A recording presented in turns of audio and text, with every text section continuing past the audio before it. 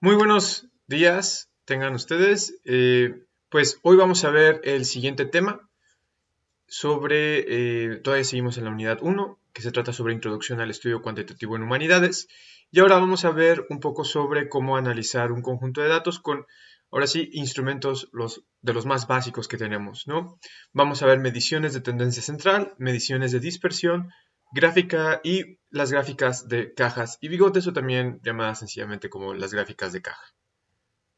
Bueno, las mediciones que se hacen usualmente con datos que tengamos son mediciones que tienen que ver con el centro de la información que tenemos, o sea, qué tan centrada está esa información, y por otro lado, la dispersión de los datos, usualmente de ese centro, pero también la idea es, pues, tener algún instrumento para evaluar esa dispersión, ¿no? Entonces, vamos a tener dos tipos de medidas o dos tipos de grupos de números con los cuales podemos calcular la centralidad de los datos y la dispersión de los datos.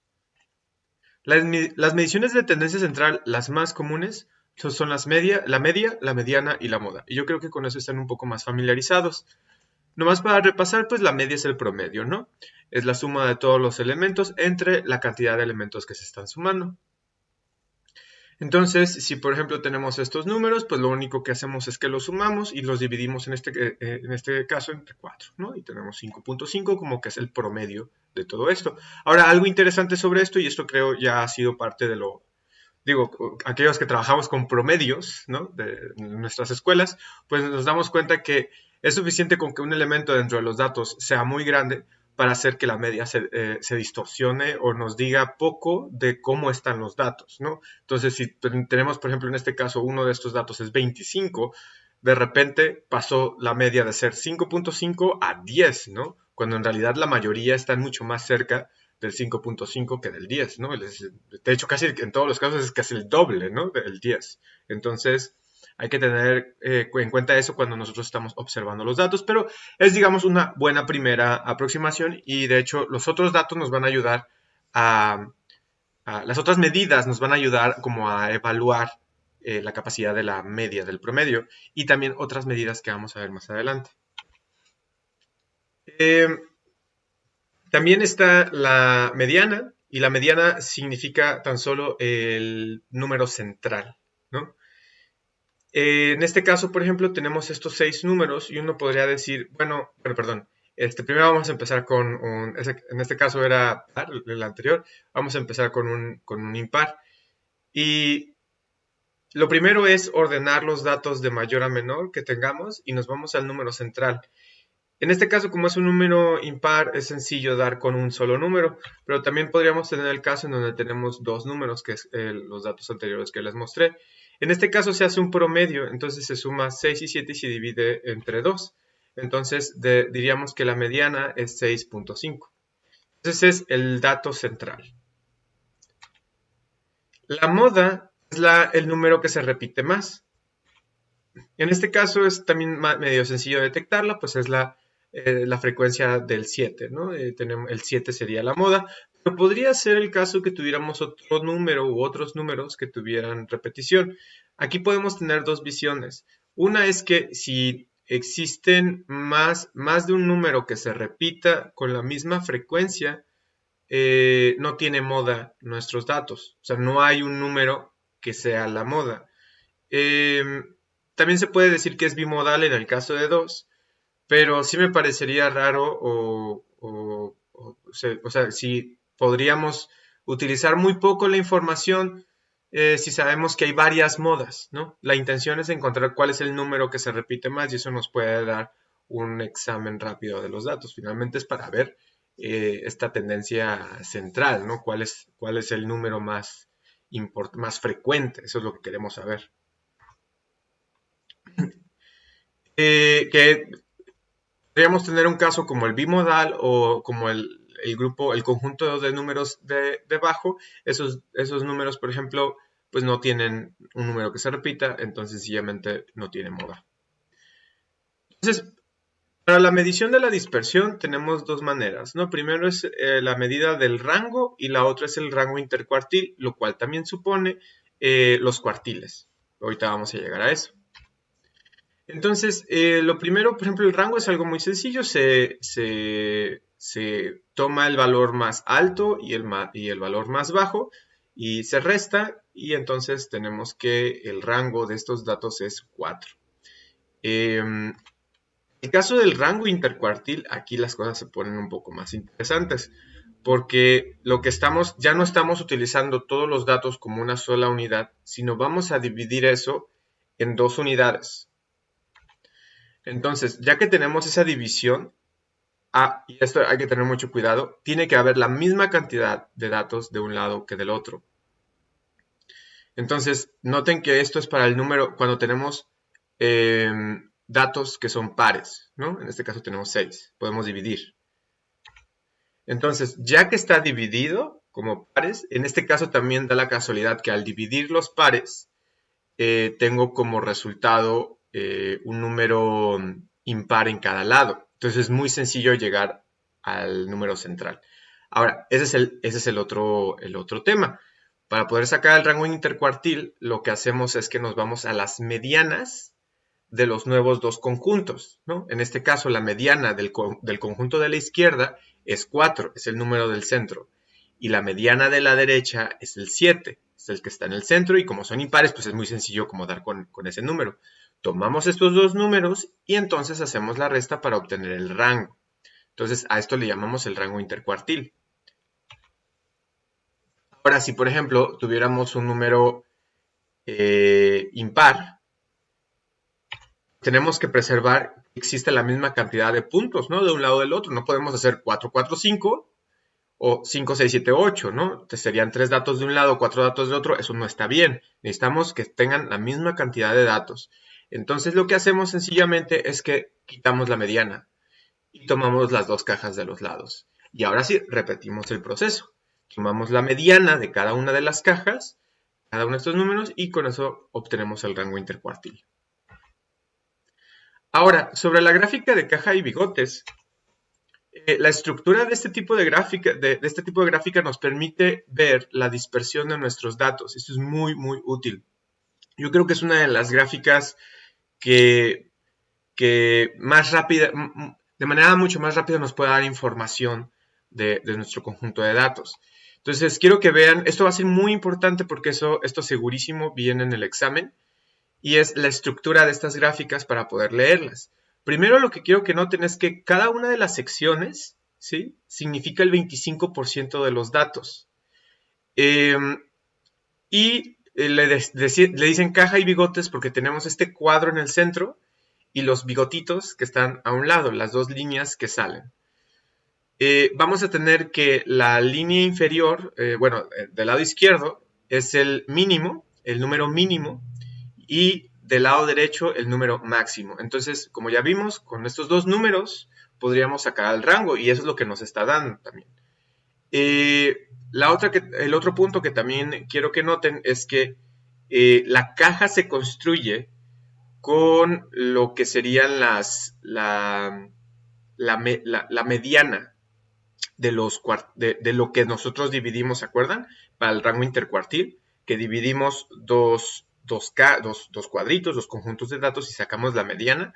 Pues esos son los puntos que tenemos a lo que dice cuartil inferior Q1 y cuartil superior Q3, ¿sí? Entonces, estos dos cuartiles son ese número, esos límites.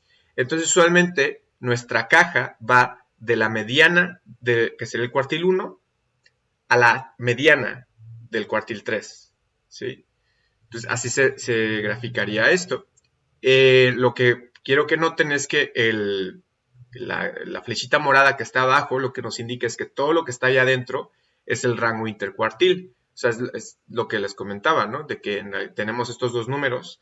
El número que forma la mediana del primer conjuntito de datos y la mediana del segundo conjuntito de datos cuando dividimos a la mitad, ¿no?, para sacar el rango intercuartil. Y pues finalmente la línea que ven ahí es la mediana, el punto central de nuestros datos. Ahora, ¿cómo se lee esto? Imagínense, tenemos un set de datos y tenemos que su gráfica de caja y bigotes luce de esta manera. ¿Qué nos está diciendo esta gráfica? Bueno, lo primero que nos está diciendo es que que hay 25% hay una sección que cubre el 25% de los datos que se encuentra en esta sección entre 1.5 y 4, ¿sí? Luego tenemos otro conjunto de datos que va como del 4.2, ¿sí? Que sería este de aquí, al 5, ¿sí? Esto también nos dice que la mediana, el punto central de nuestros datos, se encuentra en el 1.5, que es la línea esta, ¿sí? Y también lo que nos dice es que el límite de izquierdo, que sería el límite mínimo, sí, el número más chico, coincide con, con, los, con los datos que tenemos de la mediana hacia afuera.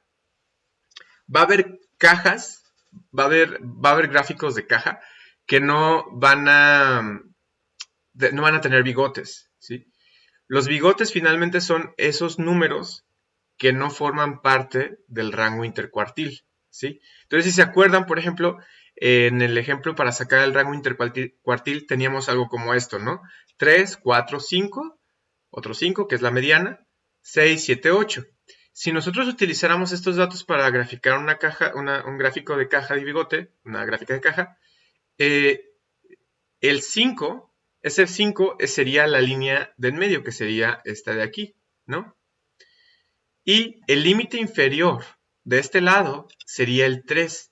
Pero lo que nos está diciendo esta gráfica es que no hay ningún número de 3 a 4, ¿sí? Porque el 4 es la mediana del lado izquierdo. Entonces, la idea sería que lo que estamos viendo representado en la caja es del 4 al 7. En efecto, o sea, si nosotros hubiéramos usado estos datos, no hay datos, no hay otros números entre el 3 y el 4. Entonces, pues se vería que la línea de la izquierda estaría pegada al caso del 4, ¿no? De la mediana de ese lado. Del otro lado vemos que sí hay datos, les digo, suponiendo que estamos utilizando este mismo conjunto de datos para esta gráfica que estamos viendo. Aquí lo que nos dice es que como el 4.2 al 5 sí hay datos. De hecho, el 25% de los datos están ahí adentro. Lo que significaría que del 7 al 8 en realidad sí hay otros elementos ahí adentro. Solo pues, o sea, aquí es como ejemplo, pero sería una cuestión de ver los datos, de revisar y darnos cuenta, oh sí, del 7 al 8 hay otros 20 números, ¿no? Por eso se representan así. Y pues sí, lo que también observamos es que una vez trazado esto, lo que queremos saber es cuál es la variabilidad o la dispersión que hay dentro de cada una de estas cajas. Y lo que vemos es que el 25% que corresponde a esta sección, en realidad, pues tiene un montón de posibilidades, ¿no? O sea, tiene de 1.5 a 4. Hay muchos elementos que corresponden a esta sección. Entonces, probablemente esto también, o sea, imagínense que esta mediana, esta línea de aquí, hubiera estado en el 2. En ese caso diríamos que pues hay 25% de los datos están entre el 1.5 y el 2. Y el otro 25% de los datos estaría del 2 al 5. En este caso lo que podemos decir es que 25% de los datos está entre el 1.5 y el 4.2, ¿sí? O sea, hay muchos datos distintos en ese espacio. Por ejemplo, si vemos esta otra gráfica, aquí ya hay un poquito más de distribución como esperaríamos, ¿no? 25% de los datos va del 10 al 12.5, ¿no? Luego otro 25% va del 12.5 al 15, ¿sí? Y entonces vemos que hay mayor hay más datos distintos del 10 al 12.5, ¿sí? Vemos aquí, 25% de nuestros datos caen ahí. Otro 25% de nuestros datos caen en este rango, ¿sí? Antes de la mediana, luego tenemos la mediana, que debe de ser también como un 15, y vemos que de hecho el 25% que corresponde a la sección de la derecha de la caja, hay mayor variabilidad, hay datos más distintos, por eso se ve un poco más grande. Y finalmente del 18 al 20 tenemos este otro conjunto de 25. También puede ser el caso que nosotros veamos una gráfica de cajas de esta manera. Esto significa dos cosas. Primero, que aquí adentro, en esta sección que ven aquí, está el 100% de nuestros datos, dividido en dos grupos, ¿sí? Entonces, de hecho, esta mediana lo que nos dice es que hay 50% del lado izquierdo y 50% del lado derecho, porque son la misma, ¿se acuerdan? Mediana justo a la mitad, entonces es el 50-50.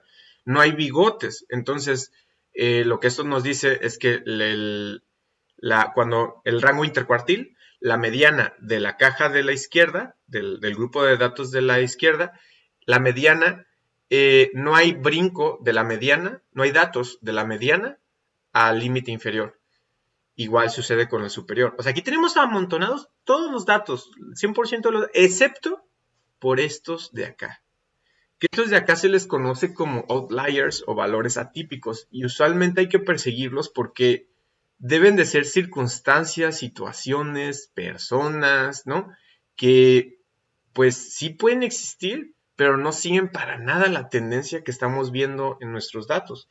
Y eso es importante detectarlos y quitarlos. Tal vez no, o sea, uno no va a mentir de que es que no encontré nada de eso, mencionarlo. Y de hecho, tal vez probablemente en la redacción de nuestro texto decir de los 1500 encuestados tuvimos que quitar a 3 que se comporta como un valor atípico. O sea, tan así que tal vez valga la pena hacer un trabajo mucho más preciso en esos casos. Y pues esto no es para nada raro en ese sentido de que se observa que existen esos casos, ¿no? Si ve uno, por ejemplo, esta gráfica, ve una tendencia y de repente un elemento ahí que sería necesario revisar, capaz que es más que ser una mala, bueno, que sea una medición extraordinaria, en realidad tal vez se refiera a un error que no, de captura, podría ser.